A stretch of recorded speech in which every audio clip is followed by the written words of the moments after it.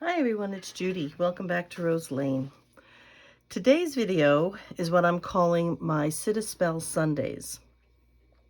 And what we're doing on those Sundays, at least this is my hope, my plan, is while I work on a project, whatever my current project is or whatever I might be feeling like playing with, I was going to just talk more about a topic, not necessarily journal related or crafting related directly, maybe indirectly, but not directly, but more a time where it would be like, I've got this vision in my head of something where I was sitting on my front porch and a friend comes by and sits down on the porch with me and has a cup of tea, which I have my cup of tea, and you guys know that I usually don't bother having any kind of beverage because I'm always afraid I'll drop something in it or knock it over, but I do have it over there.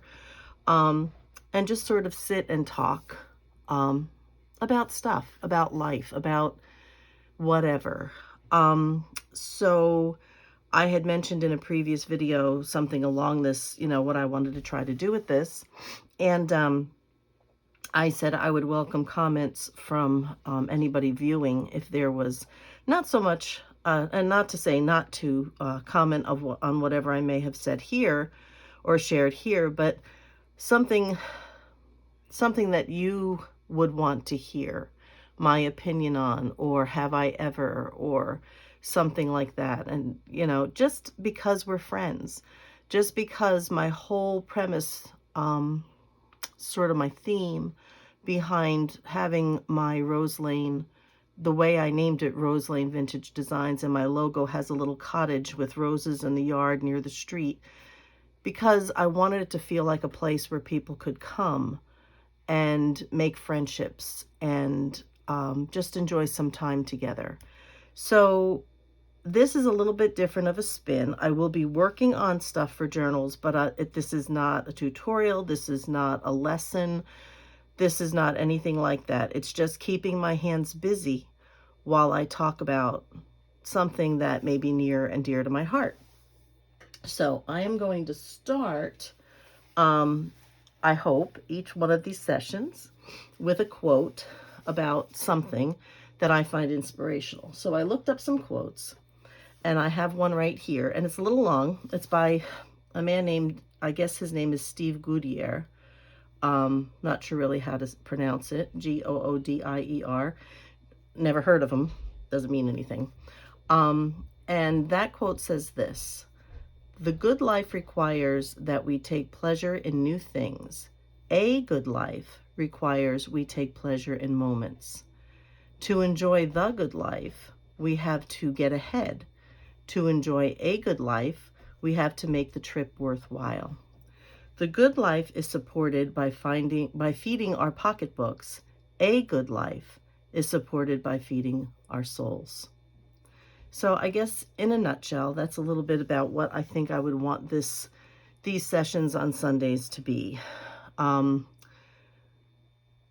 so much about making the journals, not so much about selling journals or any of that kind of stuff, but rather feeding our souls, talking with a friend about the simple pleasures of life and the deep meaning that they hold. So that being said, I will kind of work on some of this stuff here, and it's going to be a hit or miss kind of thing. I'm not trying to show anything specific. I'm just kind of fumbling along, doing a little something, hoping this all works out in the end for me. But the topic that I chose for today was stories that my mother told me, or things that I had learned from my mother. She was always, I would think like most of us, very dear to our hearts, our mothers.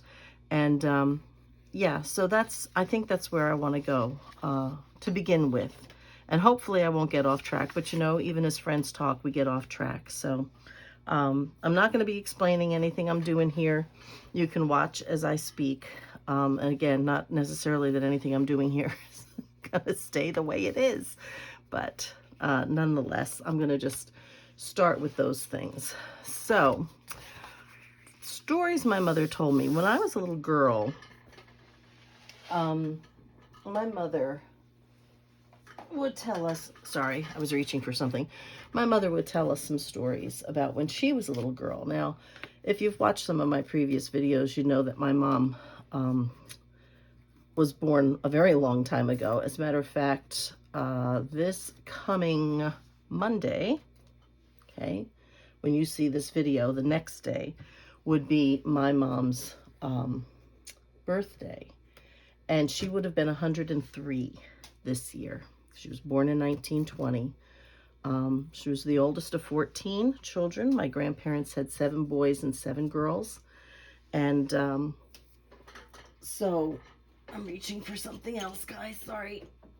Oh my goodness. Put too much. Oh, that's bigger than I thought.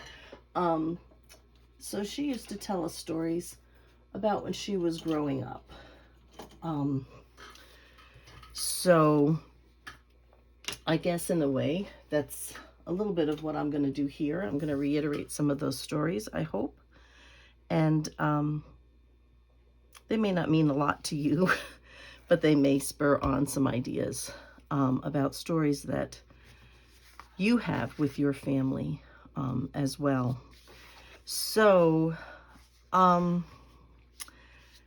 so she would tell me stories about, I remember a story that she told me about when she and my Aunt Gertrude, who was the second oldest, my mom was the oldest, and then my Aunt Gert was the second oldest.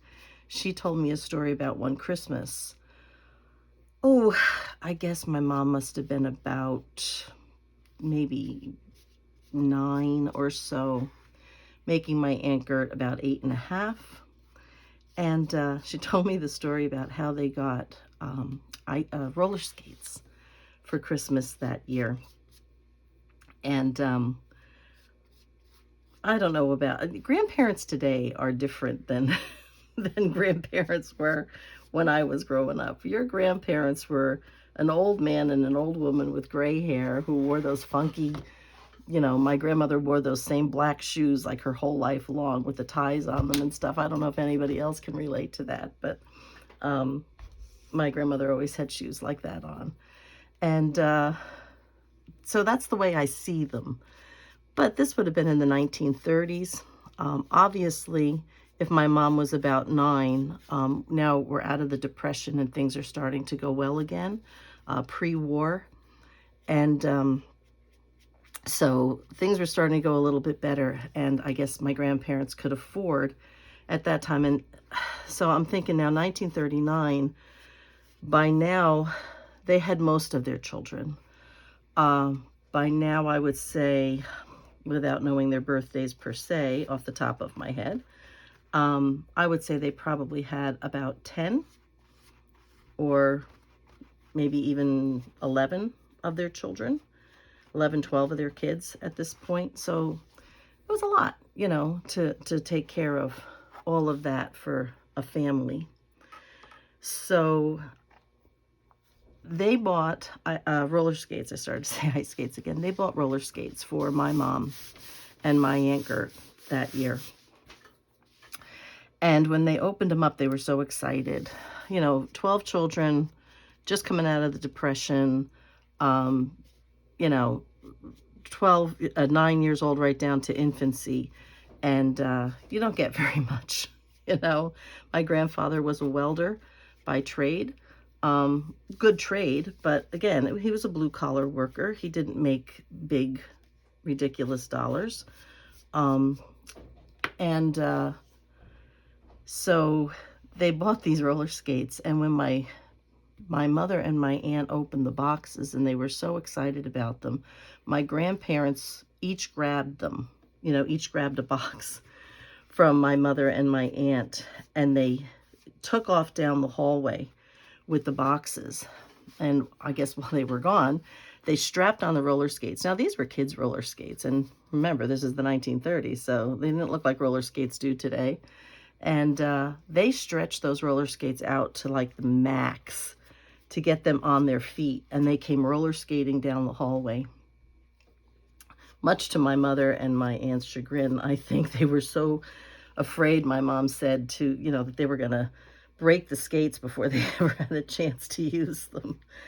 But knowing my grandparents, especially my grandfather, who I always saw as a very stoic and stern man. He was loving, but very rule-oriented. And yeah, you know, you just stuck to the the deal here. This was not the way I intended this, but you know what? I think this is going to work out okay. So yeah, I thought that was kind of funny to hear that story about them doing that, stealing the roller skates and running off down the hall. And I could just see the faces of my mother and my aunt, you know, just horrified about what might happen to their brand new roller skates that they were never going to get an opportunity to wear or to play with. So I always liked that story because it showed me a side of my grandparents that I didn't know, you know.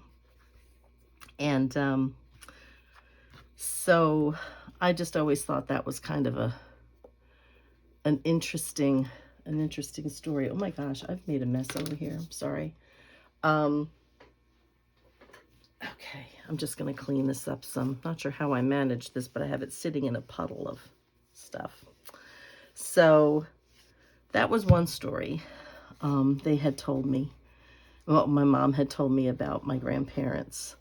And then my mom told me a story about how living in a house with all of those children, and for a very long time, until I think it was 41, when my Aunt Gertrude, who was the first to get married, actually got married. That made about 13 children living in the house with my grandparents. So 15 people in that house at one time. And so my last aunt, the 14th child, was born after my Aunt Gertrude had moved out because she had gotten married.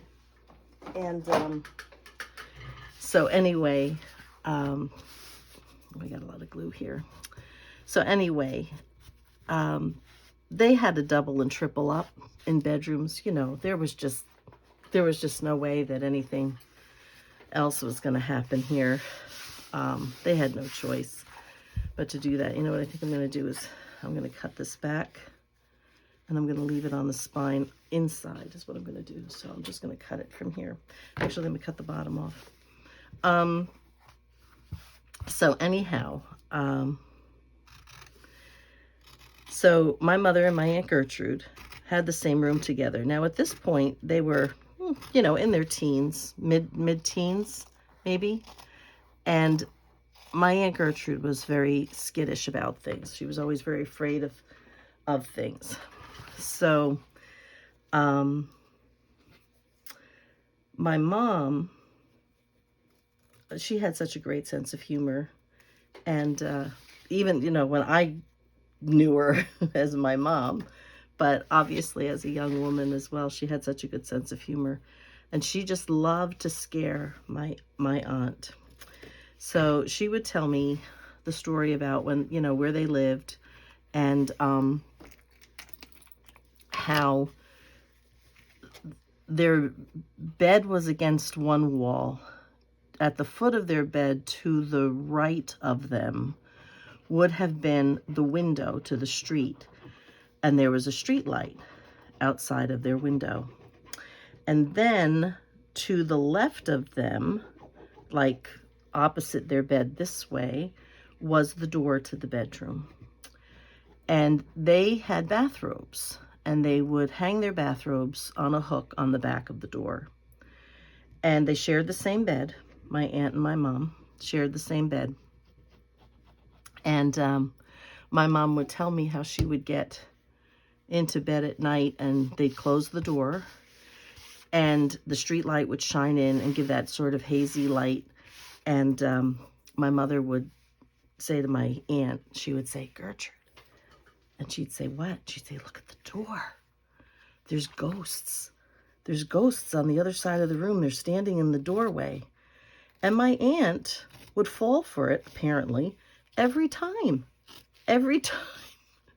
My mother would tell her that there was ghosts in the doorway, and she would fall for it like every time. So they might have been a little younger than teenagers then. I'm liking that rough edge in there. Liking that a lot. So anyhow, and I'm just going to kind of work with it from here. But so to get back at my mother, who at the time did not like onions, my aunt would eat raw. She loved raw onions. So she would take a raw onion, she'd eat half of it, and then put the other half under her pillow. And it would drive my mother crazy. I guess this is why my mother would tell her that there was ghosts in the doorway again. I don't know. But the things that people would do, you know, the stories that they tell and the stuff that they would remember, you know, just really funny. I'm going to fray this a little bit. I want this frayed. So yeah, so that was how she'd get back at her for telling her there was ghosts in the doorway. And so she'd eat the raw onions. And I remember asking my mother one time where she was when the radio announcement came over about the attack on Pearl Harbor. And it was a Sunday, and they had been already to church. And back again, they went to early Mass. They were Catholic, grew up Catholic. And they had been to early Mass already that morning. And it was my mother's, because at the time she would have been 22 years old. And it was her routine to come home and she'd have the Sunday paper, and she'd read the paper and do the crossword puzzle. And then later in the afternoon, which she did right up until I was even a little girl and older, probably for as long as I lived at home, she would listen to the opera on Sunday afternoon coming out of, on a radio station called WOR, and in New York and New Jersey it was. And she'd listen to the opera coming out of the Metropolitan Opera House. And I'm taking out more of these than I really want. It's okay, but not really okay. And so she said she never heard the announcement. She had never heard the news when it was announced on the radio, because she was sitting quietly reading the paper and doing the crossword puzzle on a Sunday morning. The radio was off, and the household hadn't heard until later, when a neighbor had come and told them, did they hear the news? So that's where my mom was and what she was doing when Pearl Harbor had been bombed. And it was just a year later, at this point, when my aunt, who had gotten married, my Aunt Gertrude with the onion, when she had gotten married, they had had a little girl shortly after they were married, and within that first year. And she was born, and I cannot remember what they called the condition, but her spine wouldn't grow. And she died at 3 weeks old. And my mother said, with all the babies she had ever seen, that this little girl was the most beautiful baby she had ever seen. And she said it was like God had made her an angel already before he had taken her. So my aunt at this point was then pregnant again, and with a boy. Of course, they didn't know that at the time because they couldn't tell the way we can tell today. And she was pregnant again with a little boy, and she gave birth to him the following May. And it was the later in the summer of that year that her husband was killed in the war. He was friends with my uncle, who was the third child, the one after my Aunt Gert, and they had been friends together. My uncle joined the Navy, and he was trying to convince my Uncle Vinny, my Aunt Gertrude's husband, to join the Navy with him. And my uncle said no. My Uncle Vinny said no. He said he was afraid of drowning, so he joined the Air Force. But the irony there was he was in his plane flying off the coast of England when his plane was shot down. and his plane went into the water. However, liking that out there, I think I want to do a little bit over here too. I don't know if I'm going to be able to. I got a lot of glue on there now. Well, we'll see. So a friend of his who had been up in the air at the time with the squadron when my uncle had been shot down, it took a couple of years, but he tracked my aunt down and told her what he had observed to hopefully put her mind at rest to some degree. As horrific as the story was that he said, that the plane had been really shot upon, and he told him, he said, I do not believe that Vinny knew what had happened, and he was gone before he ever hit the water, if that was any consolation to her. And it was. It truly was a consolation that he didn't have time to even realize there had been so many bullets, that, you know, what had happened, that he would have been gone before it ever registered, and long before he would have hit the water with the plane. So, sad stories sometimes, but truly life lessons. Because these are things that, you know, that happen in people's lives. Sad things. Things that we would hope wouldn't happen, but life is life, and sometimes things happen. And, yeah. But I remember her telling me the stories. I wouldn't know anything about my uncle at all, because I had never met him, obviously, if it wasn't for the stories that my mom and my aunts and my uncles would tell. My mom taught me a lot of things. So other things I remember about my mother was not a story, but that she had told me, but an incident that had happened, a couple incidents that had happened. And she was a very wise woman, very pragmatic, but a funny, loving, sweet lady.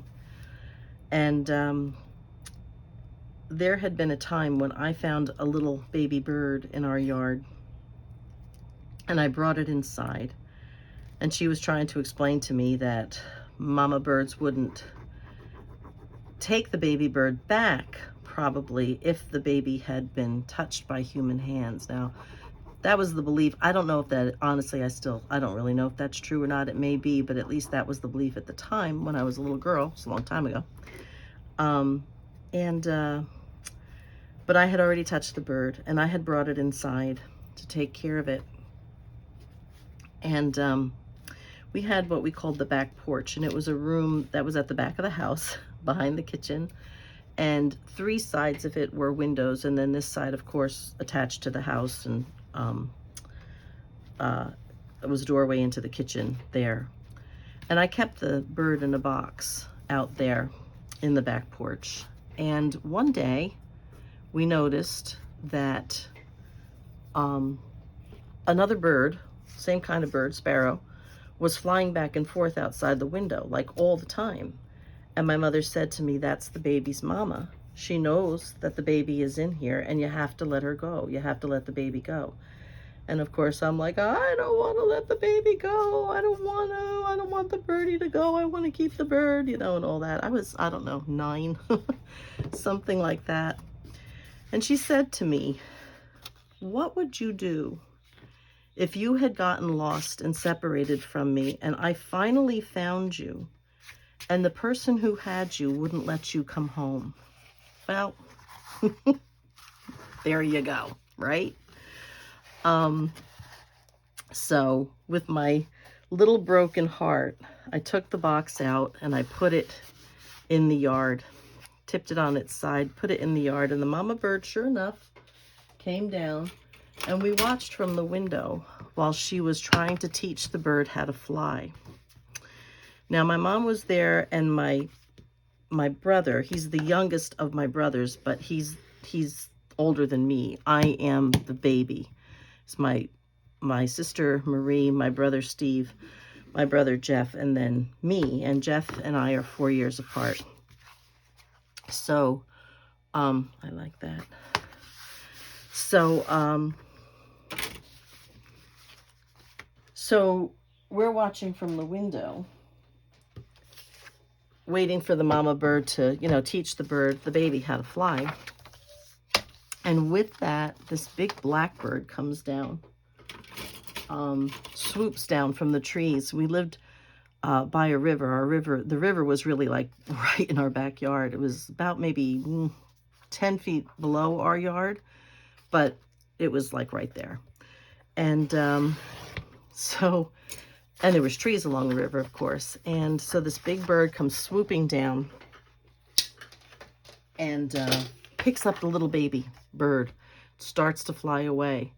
Well, I start screaming and crying, and my brother gets really upset. Now, if I was 9, he would have been about 13. And he just ran outside, and he ran, you know, up towards the trees, and he's climbing up the tree where the big bird had taken the baby bird. And he's yelling and screaming at it and throwing sticks at it and all kinds of stuff. And the bird actually dropped, the big bird, the blackbird, actually dropped the baby bird and let it go. And my brother picked it up and brought it back into the yard.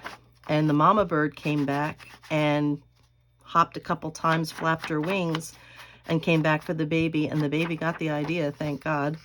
And off they both went. So it was what my mom had said. Oh, my tea's getting cold. It is what my mom had said about if you had gotten lost and I finally found you and the person who had you wouldn't let you come home, that I was adamant I was not going to let that baby bird go. I had become like its mother. I was feeding it every day and cleaning it every day, you know, and still to this day I have a, you know, maybe, well, not unrealistic, but a very strong affiliation and love of animals. Sometimes I think I like animals more than I like some people I've met. But in any case, I have a tendency to mother and take care of, and it was a very hard thing because I had gotten so used to taking care of that. But in her wisdom, in just a few short sentences, she knew exactly what to say to speak to my heart. So, and thank God for my brother who ran out after that bird, because he has the same kind of feeling for animals that I do. So I'm grateful for that, because a lot of people don't, sadly. But a lot of, thank God, I don't know anybody personally who would be cruel to an animal, because if I did, I'm not sure what I'd exactly do to them. In all honesty. Getting rid of my little bits here.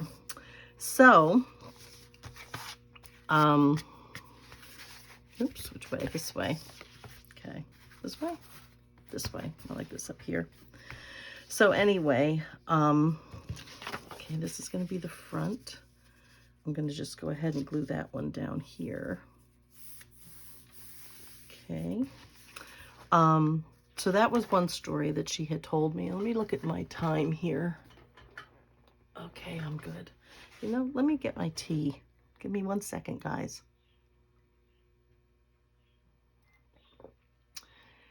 So, that was one time, one story about my mom, something that she had taught me. I'm trying to remember what the other one was that I was going to say.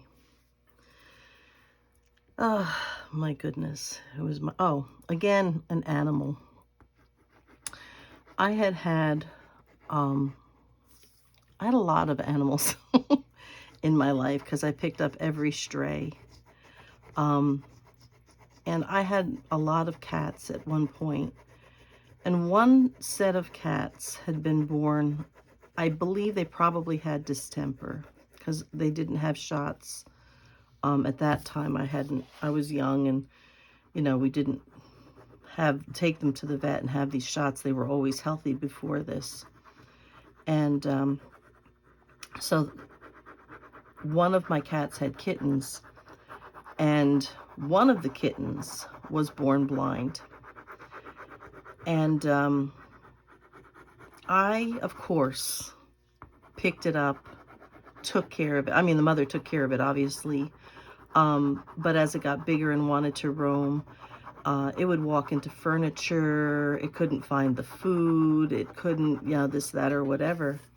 And I would just do everything for this little kitten. I would pick it up and walk it around and, put it by its food and all that kind of stuff. And my mother said to me one day, in a very conversational kind of way, she didn't sit me down to have a talk. We were in the kitchen cooking, and she was in the kitchen cooking, and I was in there feeding the cats, and I had brought the kitten over to the food. And my mother said to me, with her back to me, standing at the stove, she says, "Judy?" And I said, "Yeah, Mom."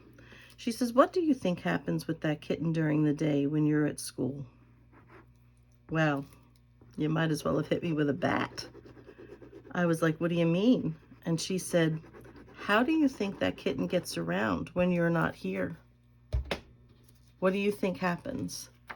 And of course, all of these horrible visions come into my head that, he's walking into things, he can't find his way, he's meowing, for help, crying for help, and nobody's here. And now I'm like practically in tears. And she said, "There's nothing to cry about." She said, "You have to let him learn. You have to let him learn. He needs to know how to do these things for himself, because you're not always going to be here for him." And the funny thing is that is what my mother had told me in growing up. She said, "Do you know what my job as your mother is?" And I said, "Well, I don't know, you're my mom." And she said, "My job as your mom is to teach you how to get along in the world without me, because I won't always be here." And that was the same lesson that she was teaching me about that little kitten, that I had to let him walk into the legs of the table so he'd learn where the legs of the table were. I had to let him find the food so he'd learn how to find the food, and he'd learn how to survive when I wasn't around. I couldn't do it for him. So that was another wonderful lesson, too, actually, kind of a twofold lesson there, that my mom had taught me. So something that I remember about my mom. So I remember another time her telling me somebody had given us a piano. It was actually a baby grand piano. We could have never have afforded something like that, but I think a church was getting rid of it or something. And my aunt, who was a nun, my mother's sister, had asked if my mom thought she wanted it. And she said yes. Now, I didn't know. My mother could play somewhat. To me, she played beautifully. I was only maybe, again, about 10 or 11 years old, something like that, 9, 10. It was a very big year for me that year, apparently. And I would listen to her kind of plink out some tunes. But to me, because it sounded like music, I thought she could play the piano. And I asked her to teach me. And she told me no. And she said, "The reason why I don't want to teach you is because I don't know how to play. I play by what they call playing by ear." She said, "I've been able, to figure out the notes on the piano, to plink out the tune." She said, "But I can't read music. And I don't know music theory. And I've never been taught how to play the piano." She said, "I would like someday for you to be able to have piano lessons, and maybe someday we'd be able to afford lessons for you if you'd want to play." She said, "So if I teach you how to play this way, it's going to be harder for you to learn how to play the right way." She said, "You're going to have to unlearn what's wrong in order to learn what's right. And it will make it much, much harder for you to be able to play. So I never did get piano lessons until I got older. Somebody, when I went into seminary, they tried to teach me how to play the piano. It didn't work. I have no coordination like that, none whatsoever. And yeah, so they tried for 2 years. They tried, cannot do it. I can't play the piano. So just wasn't in the cards for me. But in any case, the lesson there was to not do something, to do it and learn it wrong, because someday you may have to or will be able to learn it the right way, and then it'll be much more difficult. So I guess what's the moral of the story there is to not just jump at something for the sake of doing it or for the sake of having it. If you're going to do it right. Don't just do it. If you're going to do something, do it right. Give it your all and do your best. So that's something else I had learned from my mom. I'm looking at this, and this is a little off. I'm going to try to pull it forward a little bit again and redo the spine. So that was something she had taught me, something else she had taught me. So, I mean, all mothers teach their kids things, you know, of course they do. And you learn by doing. I know I've encountered some mothers that teach their kids by yelling and screaming at them and never giving them any explanation or understanding or getting them to think. That's stuff on here. Getting them to think it out for themselves. But that was the kind of mother my mother was. And I was always very grateful for that. That was the kind of mother that she was for me. And for my siblings. And I'm just looking here. I'm going to grab this. I have to take it out of this frame because the frame will show glare. But this is a picture. It's sitting on my, this back over here. It's sitting on my desk here. I'm going to stand up and I'll try. This was taken in 2002. It was August 18th, the day, get a little dust off of it. My oldest brother and his wife got married in Colorado. And so this is a photograph. This was me then. This was my now 6'5" son. He was about 13. My husband, he's lost a lot of weight since then. My oldest brother and his wife. My younger brother, the guy who chased the bird. My sister, her husband, their daughter, who is now pregnant and going to be having a baby in July. And this was my mom. Just shortly less than a year later, my mother passed away. So that was my family at the time. My brother's wife and his boys were not in this picture. So I'll just put that to the side. But anyway, that was my family in August of 2002.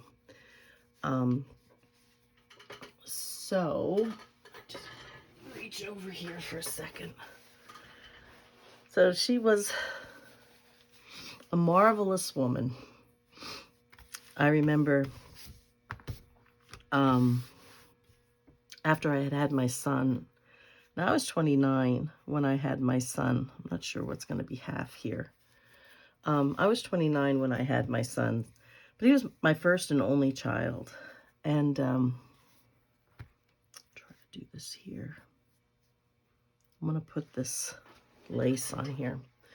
So try this way. I think I'll do it this way.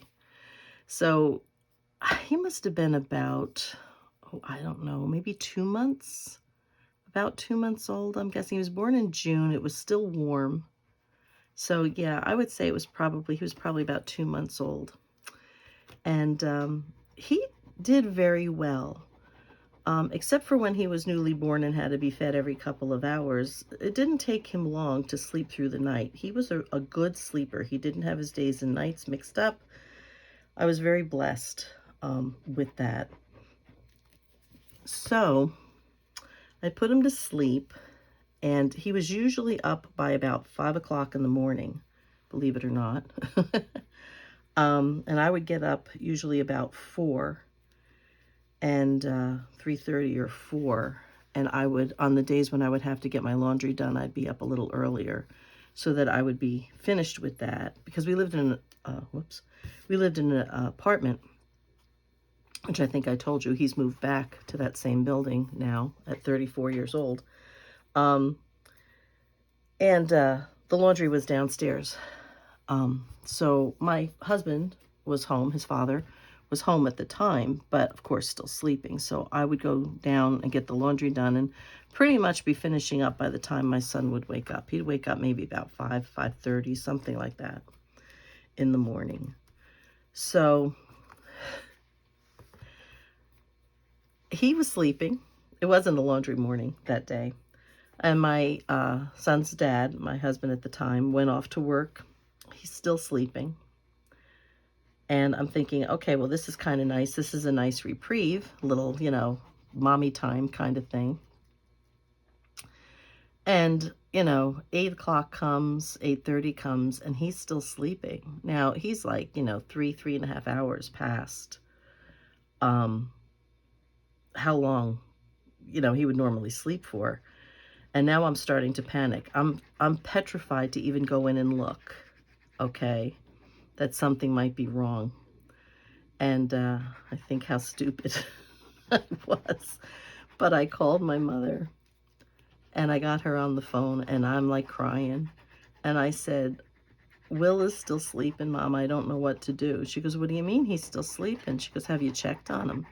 And I said, no, I'm afraid to check on him. I'm afraid something's wrong, Mom. What am I going to do? He's still sleeping. And she's like, Judy, he's probably just tired. Go check on him.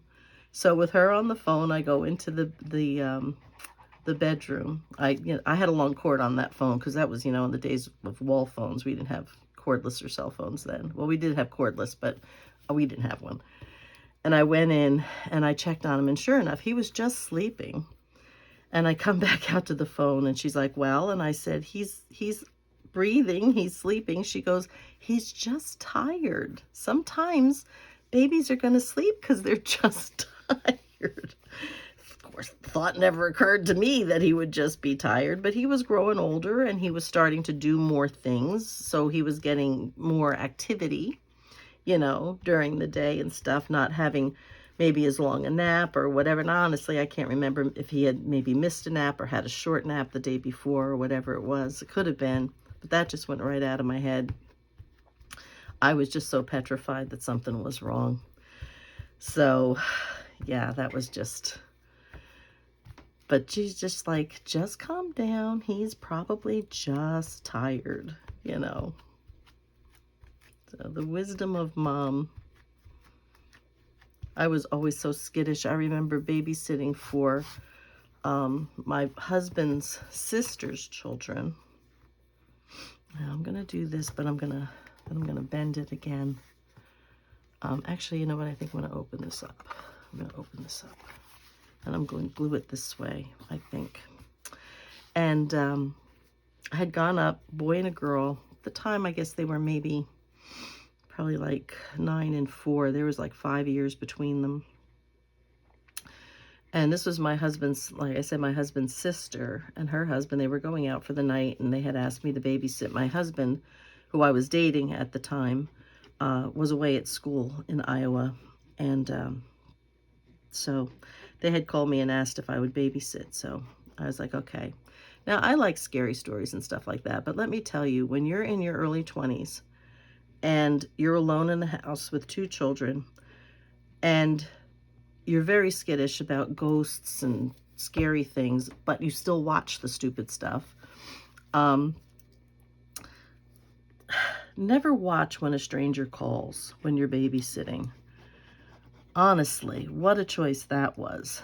So this is a movie about a girl who comes to babysit for a couple of kids. They're already in bed. Now, my niece and nephew, they weren't at the time, but they would be soon. My niece and nephew, my husband's, then husband's, kids, sister's kids, were already asleep. She had already fed them, bathed them, and put them to sleep. They were already in bed, okay? And I didn't look at them when I came in. They lived in an apartment, not a house at that time, but still. So she comes in and she's like, oh, we'll be back about 11 or something like that, da-da-da-da-da. There's food in the fridge, help yourself, do whatever, watch TV, da-da-da-da-da, whatever. I'm like, okay, fine. So I'm watching whatever on TV, and then I see this, in the TV guide, because you had TV guides then. It's like, oh, when a stranger calls. Okay, that sounds like a scary movie. I like scary movies. Yeah, well, not when you're alone, okay? So I turn on the movie and stupidly watch the whole thing. And it's not good. It's not a good movie. It ends up that, this guy calls the babysitter and says, have you checked on the children and all this kind of stuff. And he's constantly calling her and, making threats about things and this, that, and the other thing. And ultimately, when the parents come home, they check on the kids, and the kids have been killed. They were probably killed before the parents ever left, or whatever it was. Whatever it was. Not a good movie to begin with. Well, I wouldn't check on the children. I'm watching the movie, and now I'm getting petrified because I haven't seen the kids since I've been in there. The movie said that that the kids had been dead, long before the guy had ever made the phone calls, and and all this kind of stuff. So I call my mother on the phone, and I said to her, I made a mistake. I watched this movie, and whenever I did something wrong, she'd go, oh, Judith. Just like that. She'd always call me Judith. Oh, Judith, she'd say. She had the patience of a saint, bless her heart. And I was like, and I told her about the movie, and she said, have you checked on the children? I said, no, I can't check on the children. I'm petrified. So I said, I don't care what you do. I said, please just stay on the phone with me. Talk to me. I don't care if you read me the phone book. Just stay on the phone with me until Debbie and Yubi come home. I'm getting too much glue on this thing. So she sat and she talked to me, and it was probably about 40 minutes that she stayed on the phone with me. She didn't make me go in and check on the kids. She just kind of mollycoddled me a little bit. Get another one of these. I'm really filling them up with glue. But yeah, so she just stayed with me on the phone. And Debbie came in, and of course, she took off her coat, and I said, I'm just talking to my mom on the phone. I didn't say anything about the movie. And she went in and she looked at the kids, and then she came back out, and she's like, oh, all's well. Everybody's fine. Not realizing the turmoil I had just put myself through. And I'll tell you, I couldn't get out of there fast enough. But my mother kind of chuckled on the phone, about how silly I can be. And, I set myself up for this, and it's like, ay. So, yeah. But that was my mom, a gem. After I started dating my current husband, she lived in Colorado then, and by then she had lost her sight due to diabetes. And she did have a cane, and most of the time, she had some partial sight, I should say, still at that time, but mostly she did have a cane. She could get around, but you would take her out in a wheelchair more, outside, but in the house she could kind of get around with her walker and stuff. And so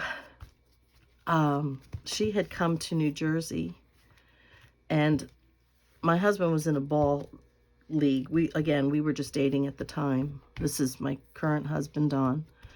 And he was in a ball league, and he asked my mother, who couldn't care any less about sports, even more than me, okay?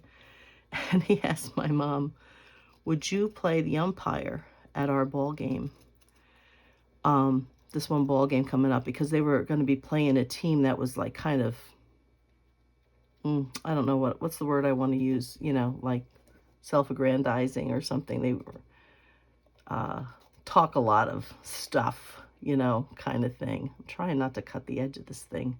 I'm not sure I'm being successful. So they wanted my mother to he wanted my mother to play the umpire. And so that when my mother, you know, would say, you know, that was, you know, he's out or whatever, you know, that kind of thing. And they would say, what, are you blind? And she'd say, yes, I'm blind. Yeah, she did. And somebody did say it. She's like, yes. She was so funny. She was a good sport, team player. So she was a gem. And when it was actually that trip, this was the first time she had met Don. And like I said, she had lost most of her sight at this point.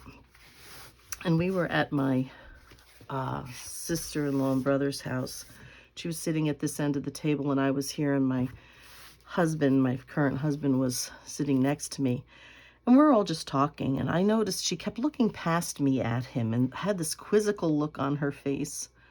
And after a little while, because she had told me a little bit about what she was seeing, because she had these blind spots in her eyes from these laser surgeries due to the bleeding in her eyes from the diabetes. And I looked at her and I said, Mom? And she said, yeah. I said, Don's got a beard and a mustache. And she goes, oh my God, thank God, because I thought his head was only this big, she said to me, because she couldn't see because of the mustache and the beard. It took away, and I understand now a lot of that because of how I see with my eye, the one good eye that I have left. I didn't realize I didn't do so much gluing here. I can understand the deception of having the impaired vision like that. And it was just so funny because she thought his head was probably only about, 6 inches or something, because she couldn't see the rest of his face because it was darkened by the beard and the mustache. I just thought it was so funny because she just kept staring at him and staring at him. She thought it was the funny, well, she didn't think it was the funniest thing. She was scared. She was thinking, what in the world is this girl seeing this man? Just a funny, funny thing. She was a gem. She was a gem. So, let's see where I am with my time. I think that's probably good. So I've talked about my mom enough. I'm sure there'll be other things that pop up later in my thoughts and things, and we'll talk more about it, or more about her and the things that she taught me and the lessons that I've learned, and et cetera, et cetera. So, but in the meantime, guys, I would appreciate it, really, if you guys would consider putting a comment in my comments about something that you might, want to hear me talk about, a topic or a subject or something. Maybe it's just more about my family, about my siblings, or the babies in our family, or whatever it might be. I'd appreciate it if you would do that. And I will continue trying to collect some information, some ideas of things that I can talk about as well on these Sundays. There's 52 of them in a year, So I have a lot that I'm going to have to be needing to say. So I'm going to need your help if you would be so kind. But in the meantime, be safe, be happy, and be blessed. And I'll see you in the next video. Bye-bye for now, guys.